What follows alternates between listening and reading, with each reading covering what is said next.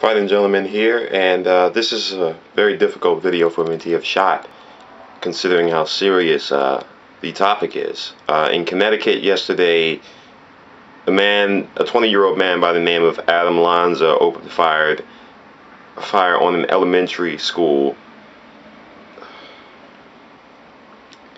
and in total, not counting himself, killed 27 people.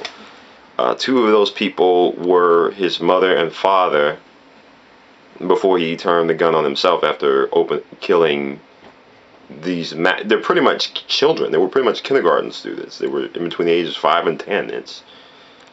I don't understand.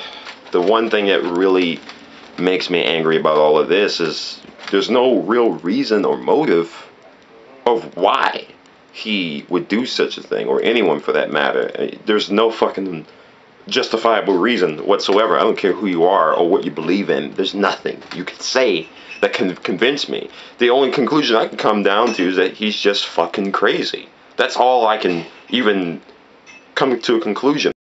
What really irks me is that, mark my words, they're gonna try and make this a political issue against Obama about the fact that he was able to access those guns. Like, you're gonna see, this is what happens when you have a black man in office.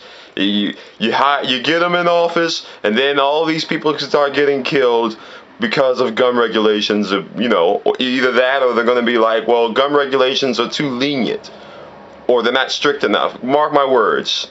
Watch Fox News. I guarantee you it'll happen. I just wish that we had a little bit more to go off of to understand why this sort of thing happened, because there's no real evidence explaining how and why he just snapped. Hopefully more details will unfold as the story really unravels, but you never know. Time will tell. Fighting Gentleman signing out.